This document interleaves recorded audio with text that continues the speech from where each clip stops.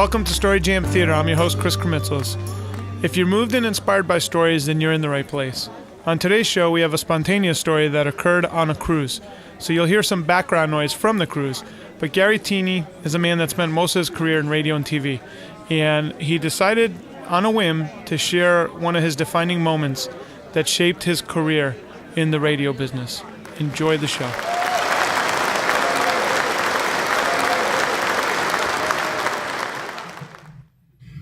I've really gotten to where I am because I've had mentors. I've had people that were willing to give me the juice of what had made them powerful. And so I got a lot of that today.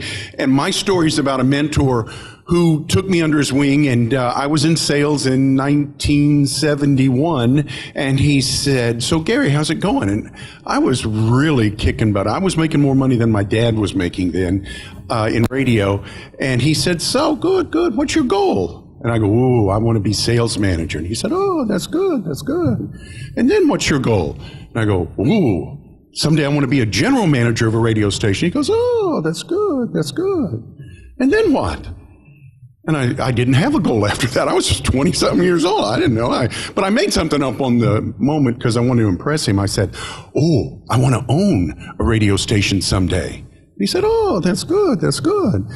And he says, "How much have you saved for your radio station?" Now, I was doing really good in 1971. I had about $8,000 in the bank, and $8,000 in the bank to a 20-something-year-old was a lot of money. And I said, "I got about $8,000 saved." He said, "Oh, that's good. And he said, "And you never spend that." I go, "What do you mean?" He goes, "That's for your radio station. You never spend that." I go, "Well, I use a down payment on a car." He says, "Then you're a lying sack of shit and you'll never own a radio station." He's a pretty smart guy. You're probably going to bleep that part out, aren't you? And I thought about that, and I was living large in New Orleans, having a lot of fun, and I knew I wasn't a real good saver. I only had that money in because I was making a lot of money. I was working so hard, I didn't have time to spend it as often as I wanted. So I decided to buy real estate and live free in my home and have apartments. And so I had a second-story house, and I started doing that. That's not the story. The story is he also said I need to get a banker, and tell that banker I was going to own a radio station, and then when I was ready, that banker would be ready to help me fund that. So I got a GM position in Texas, so I got my sales manager and I got my GM position, and I found the banker, a young up-and-coming vice president banker, commercial banker, and I started working him. And about 6 years later, actually, because it took a year plus to get there, I told him, "I'm ready to buy a station." And he said, "Okay," and we got all the numbers, and I got the business plan, and I did all the stuff you have to do to impress a banker, and he looks at all this stuff, and he goes, "No, we're not going to make you the loan." And I was like, "What? For 6 years I've been telling you I was going to do this. You've been telling me you couldn't wait." And then I went to all the people that had said they were going to help me buy this radio station. They said, "Oh, Gary, with the oil bust, I had it, but now I don't." Or, "Oh, Gary, I went in that investment with all those other guys, and they didn't have the money, so now I'm making 5 payments instead of just my payment on the deal we did." And I went to every bank in town, and every bank in town told me no. And I'll never forget, I went home one day, I closed the curtains in my bedroom, I laid on the bed, and I was dead. I gave up. It was over. I was never going to own my own radio station.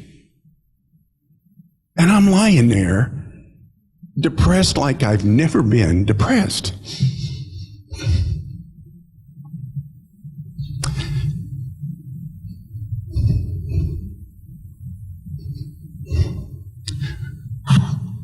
Long time since I thought about that.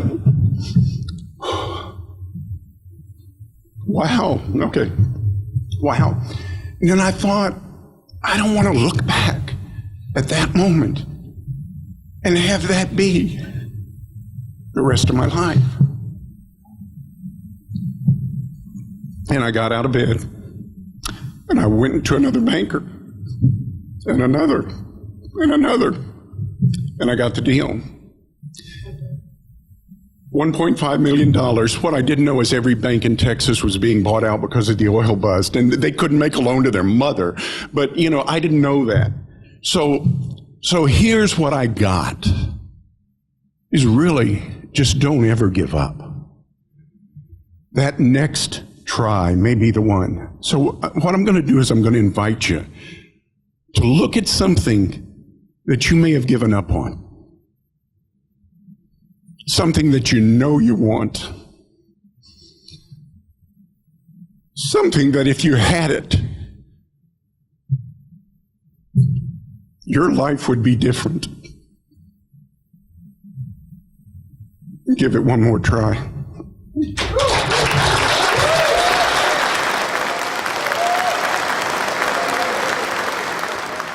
To learn more about our storytellers, go to storyjamtheater.com.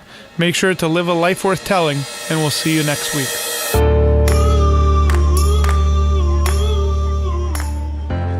This has been a Story Jam Theater podcast.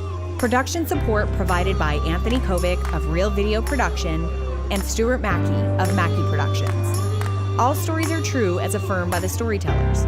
Special thanks to the Film Commission of Florida, The Hive, and the Tampa Bay area.